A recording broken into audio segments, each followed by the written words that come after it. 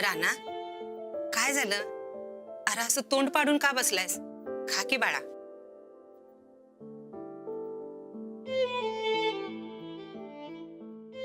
का सूरजला कसं समजवायचं? परत पहिल्या मार्गाने निघाला बघ. अंजलीनं सांगितलं मला समज. दारू बंद केली. जरा कुठे सुधारतोय असं वाटस तर परत ते. अहो, ते नाही प्यायले असं म्हणालेत ना तुम्हाला. तू माफ नाही म्हणतोय हो, पण मी वास घेतला ना व. अरे पर तो काय म्हणतोय हे ऐक तरी. त्याचा काय उपयोग नाही. एकतर आधीच कारखान्याच्या ऊस दराचा प्रश्न भिजत पडलाय, त्याचं टेन्शन. आणि वरणी आहे दारूच. दर टायमाला लहान लहान म्हणून लय लाड केलं, हेच आता जड चाललेत. तुम्ही त्यांचं बोलणं एवढं मनावर कशाला घेताय? होय राणा, बोलू द्या हो. किती बी झालं तरी लहान भाऊ म्हणून समजून घेईन मी. पण अशा चुका म्हणजे पर तो खरंच प्याला होता काय? त्याला एकदा नीट विचार तरी.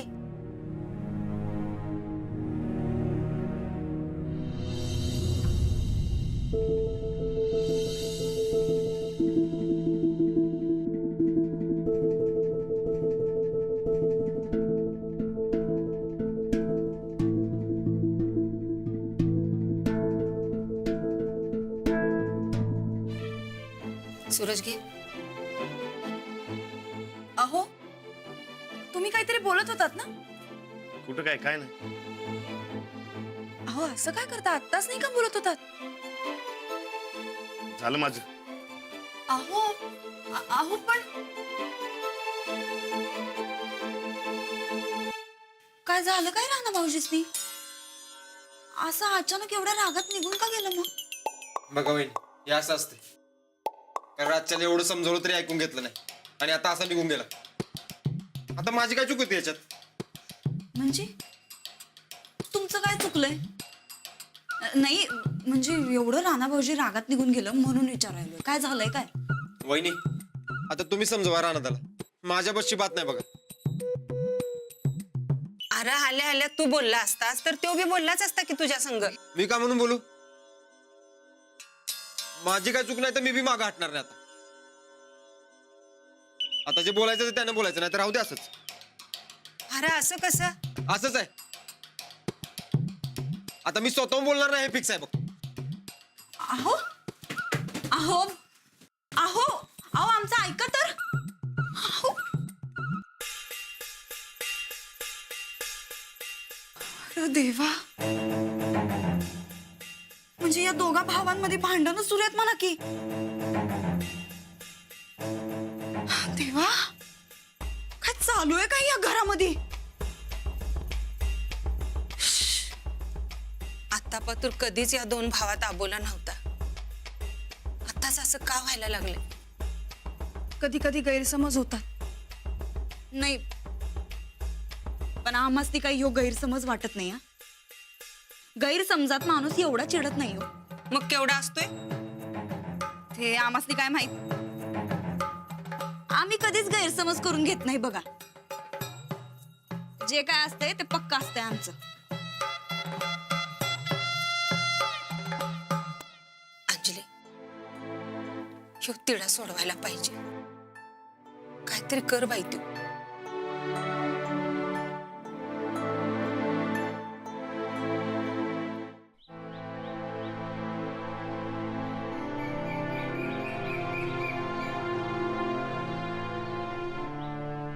बरकत, काय सुधारणाच झालंय बघ. माझ्या आणि सूरज मध्ये असं कधी झालं नव्हतं रे. सनीदा पहिल्यापासूनच भडक डोसक्याच आहे. तू कशाला एवढं मनाला लावून गेलायस? होय रे,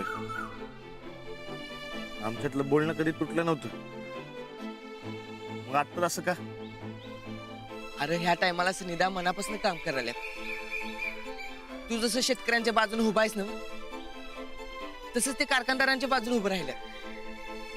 फिर तू काय को टेन्शन लेत आहे? वय एकाच घरात न बोलता राहणं चार चौघात बरं दिसतंय का? चार चौघांचं सोड, मला तरी जमणार आहे का तसं? मग तू बोल त्यांच्याशी. तू समजाव तुझी बाजू त्यांना. काय समजावं? बोलायलाच तयार नाही त्यो. राणा तू एक काम कर, साहेबासनी सांग. साहेब कारखान्याचा प्रश्न लगेच सोडवतील बघ. शेतकरी साहेबांचं ऐकतात आणि कारखाना बी. नाही नको, आबासने सांगायला नको. हे सूरजवरच का होणार? आणि सूरजनं अंगावर जबाबदारी घेतली ना व, नीट पार पाडायला शिकायला नको? आणि त्याच्यासाठी चांगले.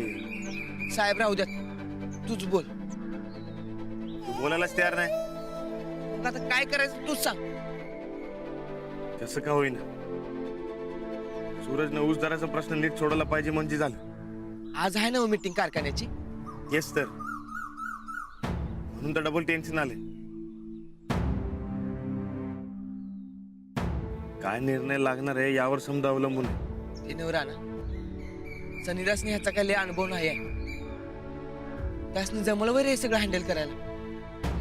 वैर त्याला अनुभव तर नाही, पण माणसात वावरलाय त्यो. नीट बोलला म्हणजे झालं. शेतकरी घाम गाळतो, त्याची कंडिशन काय हे समद्यांसमोर मांडलं पाहिजे. खर्चाचं, मेहनतीचं, उत्पन्नाचं या समद्यांचं नीट गणित मांडून त्यांनी समद्यांनी पटवून दिलं पाहिजे म्हणजे झालं. वर्षभर पैशाला पैसा जोडत शेतकरी पीक काढत असतोय. वर्ष दीड वर्ष राबायचं. दिवसाला लाईट नसती म्हणून रातपाळ्या करायच्या. अहो घरात 2 गोष्टी कमी आणून त्यातनं उरलेल्या पैशातनं खतपाणी करायचं. त्यात पिकाची देखभाल करायची म्हणून खर्चासाठी कर्ज काढायचं. अहो एवढंच सगळं केल्यावर शेतकरी ऊसाचा जादा दर मागणारच की. होय खरं आहे. जिथं साखरेचीच खरेदी 35 रुपयाची, मग तिथं ऊसाला 3500 रुपये भाव देऊन कसं परवडणार? अशानं कारखाना डब घ्यायला येईल सूरजराव. अहो आणि शेतकरी डबगायला आल्यावरती कारखाना काय जोर धरणार आहे का? अहो, काय बोलायला लागलाय तुम्ही? अहो शेतकरी आहे म्हणून कारखाना आहे हे पहिलं ध्यानात घ्या. सूरजराव, आम्ही पण शेतकरीच आहे हे ध्यानात ठेवा. आमचा पण ऊस कारखान्याला येतोय. अहो तुमच्याकडे 200 एकर ऊस पिकतोय. अहो पण 4-2 एकरावर कर्ज काढून ऊस पिकवणाऱ्या शेतकऱ्याचा विचार कोण करणार मग? मला काय म्हणायचं आहे, आपण त्यांना तोड देऊया. आणि एकदा का त्यांना तोड दिली की आपल्याला एवढंच दर आपण द्यायला जमतंय असं त्यांना सांगून रिकाम होऊ. नाही. हे बघा, जोपर्यंत ऊस दर जाहीर होत नाही तोपर्यंत कुठल्याच ऊसाला तोड पाठवायची नाही बघा. मग करून टाका जाहीर. सांगा 2900च्या वर 1 रुपया मिळणार नाही. 2900 म्हणजे काय वाईट दर नाही. अहो तुम्ही 2900 म्हणत्याच आहे तर 3000 ला कोण तयार व्हायचं नाही. अहो हिशोब करून बघितला का तुम्ही? अहो तुम्ही सरळ मजुरी सकट जरी धरलं तरी 2900 तर तुमच्या ऊस वाढवायलाच खर्च होतोय. अहो तुम्हाला सगळं बरं माहिती आहे. अहो सूरजरावांचा भाऊ शेतकऱ्यांना मिळालाय आणि म्हणून सूरजराव शेतकऱ्यांच्या बाजूला झुकल्यात. अहो राणाचा जरी माझा भाऊ असला तरी कारखान्याचा डायरेक्टर मी आहे. आणि जे बरोबर आहे ते बरोबर आहे आणि तेच सांगायला लागलोय मी. तुम्ही सांगा कसा दर देणार आणि परवडणार आहे का आपल्याला? हो मग नंतर ऊस दरावरनं आंदोलन पेटलं तर मग काय? अहो नुकसान सगळ्यांचंच आहे की मग त्याच्यात. सगळी सोंग करता येतात पण पैसे देत नाही ना. ते आम्हाला माहिती आहे म्हणून इथं चर्चा करायला लागलो ना. आता तुम्ही सांगा जास्तीत जास्त किती दर द्यायला जमणार आहे आपल्याला?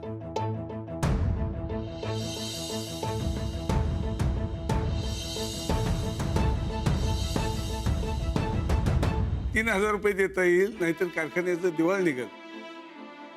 नाही बघा 3500च्या आसपास बघा. 5-50 इकडे तिकडे झालं तर चालतील हो. 3000 म्हणजे कसं व्हायचं मग? कसं बघायचं तुम्ही सांगा. हो आपण सगळी मिळून पुन्हा एकदा हिशोब करूया की. अयो काय घरच्या बाजाराचा हिशोब आहे का? प्रशासकीय मंडळींनी नीट विचार करून ठरवलाय तर. हो आपण त्यांच्या सगळं परत एकदा बसू. पण ऊस दरा वाढलाच पाहिजे बघा. हे मला वाटतंय तुम्ही भावनिकतेने निर्णय घेताय. अहो भाव नाही. अहो कारखाना डब घायला जाईल लक्षात घ्या. काय यांनी हो, शेतकऱ्यांची बाजू व्यवस्थित समजून घ्या निर्णय की. घ्या तुम्ही.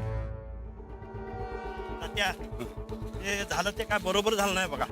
तात्या, तुम्ही म्हणला होता राणदावर विश्वास ठेवा म्हणून, आम्ही ठेवला. पण आता काय झालं? अरे होय, जरा दम खावा की. पहिला रानादाला भेटू आणि मग काय होतंय ते बघूया की. बघूया, चला.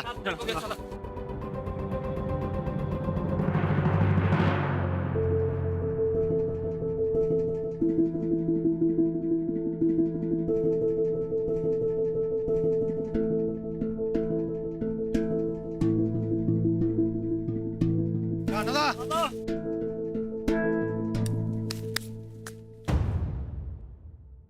काय झालं तुम्ही समजा इकडं. नमस्कार नमस्कार नमस्कार. काय झालंय? राणादा, अरे मड्याच्या टाळूवरचं लोणी खाणारी जात आहे भांडवलदारांची. वय पण झालं काय? राणादा हे व्हायला नको होतं तेच झालं. कारखाना 29 रुपये दर जाहीर करायला लागलाय. कधी आणि कोण म्हणलं? आता मीटिंग मध्ये तोच निर्णय घ्यायलाच. कारखान्याने दर जाहीर केला काय? राणादा, दर जाहीर झाल्याचं माय आम्हाला आतली बातमी कळाल्या. 29च्या वर 1 रुपये देणार नाही म्हणाल्या त्यांनी. पण असं कसं? राणादा आपण साधे शेतकरी माणसं मऊ गावलं आहे म्हणून कोपरात खाना दिला बघा. राणादा तुम्ही 2 दिवस थांबा म्हणले आम्ही थांबलोया. तेव्हा तुम्हीच काय करायचं ते सांगा आम्हाला. आता आंदोलन पेटल्याशिवाय कळणार नाही या साखर सम्राटांना. राणादा आंदोलन आता पेटणार बघा. तेव्हा तुम्हीच सांगा काय करायचं ते. होय, 35च्या खाली 1 रुपया बी घेणार नाही शेतकरी. आणि ह्या वर्षी कारखान्याचे फुरडे पेटू द्यायचं नाही. काय रे? नाही. मी काय पुढारी आहे का? अहो राणादा, मी आमच्या पाठीशी उभा राहणार असं बोलला होता सा. त्याचं काय? अहो मी तुमच्या बाजूनच आहे आणि शेतकऱ्यांना त्यांचा नाही मिळालंच पाहिजे. ठरलं तर मग आमच्या आंदोलनाचं नेतृत्व तुम्हीच करायचं. होय. नाही नको. राणादा, आता माघार घ्यायची नाही. तुम्ही संकट आहे म्हटल्यावर कारखान्यावर जरा वचक बसल आणि शेतकरी आहेत की तुमच्या बाजूनं. होय. तवा नाही म्हणू नका सा. राणादा आता तुम्हीच आमचे नेते आहे सा. होय. हे बघा, दर जाहीर झाला असता तर मला कळलं असतं. नाही तर सूरजने मला सांगितलंच असतं. राजकारणात भाऊ असं काही नसतं या. कारखाना आपल्या फायद्याच बघणार की आपण आपलं बघितलं पाहिजे. चला तुम्ही. अहो पण भावावरच मोर्चा कोण घेऊन जाईल? आता भाऊ कोण नाही. राणादा शेतकरी आहे. शेतकरीच. होय. अहो राणादा शेतकरी म्हणजे यासनी खेळ वाटायला लागलाय. कारखान्याच्या गेटवर जाऊन यांना आपली ताकद दाखवूच. बरोबर आहे. अगे बये यासली कापडं घातल्या शोभत्यात का तरी? हा उगा आपलं दिखावा. अहो ताईसाब चले जरा इथं बस. अगं बस तू इथं बस. आम्हाला सांग, हा या बाईनं ही असली कापडं घातल्यात तिला शोभत्यात काय ग? अव तू मस्ती काय कळलंय का? चंदे तिकडं पॅरिस मध्ये तर लई थंडी असती म्हण. मग या बाईनं तर एवढं तोकडं कापडं घातल्यात. अव तिकडे शेकोटी लावून बसते ती फॉरेनच्या घरात. बरं ते जाऊ दे तिकडचं. इथं आपल्या गावात काय झाले ते कळलं का? चंदा या गावात आता आम्हाला काय बी इंटरेस्ट राहिला नाही. आम्ही चाललो पॅरिसला. अव पर जे सन्निधा पॅरिसला पाठवणार आहे त्यांच्यावर मोठा मोर्चा निघालाय. वय अव त्या मोर्चात वाईट वंगाळ काय झालं तर बघत बसा मग स्वप्न. चंदे तू आतापासून नव्हतीस का नाही समजत चांगलं होतं बघ. तू आलीस की वाईट बातम्या सुरू झाल्या. ठीक आहे ताईसाब, मी जाते माझ्या तात्यांकडे. ए इकडे ये इकडं बस. काय झालंय नीट सांग बरं आता. अहो ताईसाब, गावात बघा समधी शेतकरी जमले ती. ते राणा बघा सन्निधाच्या विरोधात मोठा मोर्चा घेऊन निघाले. ताईसाब तुम्ही का नाही राणादासनी पटाक दिवशी फोन करा आणि अडवतच नाही. उठ उठ. अहो हे काय ताईसाब काय हसायला सास?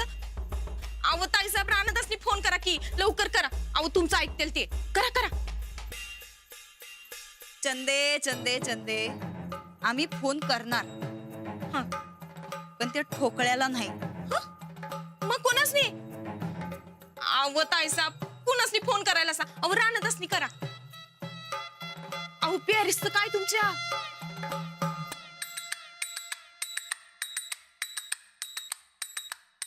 ते फोन का उचलणं झाला आता. अहो कोण? हॅलो, हा हॅलो. फोन का उचलत नव्हतास र? महत्वाच्या मीटिंग मध्ये कसं उचलणार? अगो बाई आता मिटिंगा जरा गुंडाळा आणि कुठतर लपून बसा बरं. नाही पोलीस फोर्स बोलवा नाही तर तुम्ही जरा जपून राहा बरं. तू का डोसक्यावर पडलीस वे? काय बोलायला लागलीस कळते काय? आम्ही एवढं सांगत होतो का नाही? आता भोगा. शेतकऱ्यांचा खवळलेला मोर्चा यायलाय कारखान्यावर आणि त्या समद्यांचा नेता कोण? तर तुमचा भाऊ. आम्ही एवढं सांगत होतो पण तुमचा विश्वास बसला नाही. आता भोगत बसा हे समद. आता बंधुप्रेम मिळणार आहे चांगलं. तेव्हा डोसकं जरा सांभाळा. कुठाय बिटाय नको. काहीतरी बडबडू नकस. अरे देवा, अहो आम्ही एवढं सांगतोय तरी बी तुम्हाला खरं वाटणं झालंय वय. कमालच आहे तुमची. नाही आता लई येळ उरला नाही म्हणा, कळलंच तुम्हासनी. हा, फक्त सही सलामत घरी या म्हणजे झालं. अहो आम्हाला तुमची लई काळजी वाटते. हो मी महत्वाच्या मीटिंग मध्ये फोन ठेवा आता. नाही, तुम्ही जवळ घरी येत नाही तवर आमच्या संकट फोनवर बोलत राहायचं. आणि वय राणा भाऊजी चिडून अंगावर मारायला बिरायला आलं का नाही तर त्यासनी फोन द्या, आम्ही बोलतो त्यांच्या संकट. नंदिता फोन ठेव सांगतोय ना. नाही, तुम्ही घरी याय पण आमच्या संकट फोनवर बोलायचं. तुम्हाला आमची शपथ आहे बघा. काय नाटकी लावलीस तू? साहेब, खाली शेतकऱ्यांचा लय मोठा मोर्चा आलाय. लय खवळ्या संधी काय बाय कना झालेत. तुम्हाला खाली बोलवायला लागलेत. काय हो, तुम्ही नाही आला तर तोडफोड करणार म्हणतात. आला नवा मोर्चा म्हणलं होतं का नाही आम्ही तुम्हासनी? नंदिता फोन ठेव आता तू. भय सही सलामत घरी परत या म्हणजे झालं.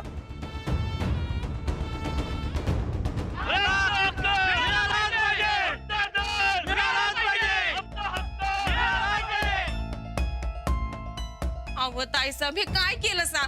अव राणादासनी फोन करायचं सोडून सन्नीदासनी फोन कशाला करायचा? चंदे चंदे, आता तुझा सन्नी दादा परत आमच्या कचाट्यात कसा सापडतोय ते बघच तू. फक्त कारखान्यावर आता लई मोठा राडा व्हायला पाहिजे.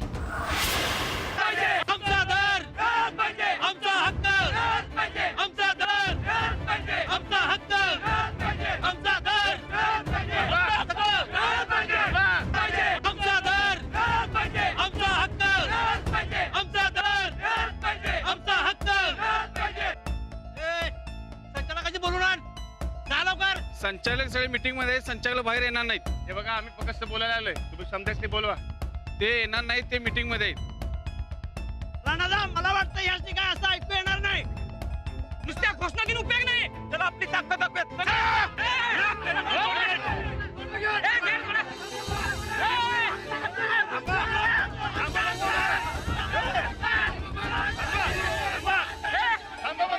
थांबा समदे. आपण इकडे राडा घालायला नाही आलोय, आपण बोलायला आलोय. जर का संचालक नाही बाहेर आलं तर तोडफोडी करायला लागणारच. काय राहणार? थांबा. हो दादा, जरा शांतीने घ्या की. तुम्ही बोलवा की समजायची. राणादा, आम्ही नोकरदार माणूस, आम्ही कसं बोलणार त्यांना? राणादा, तुमचा भाऊ संचालक वाढीवर आहे. तुम्ही झोपता माप घेऊ नका. तुम्ही आमच्या बरोबर या.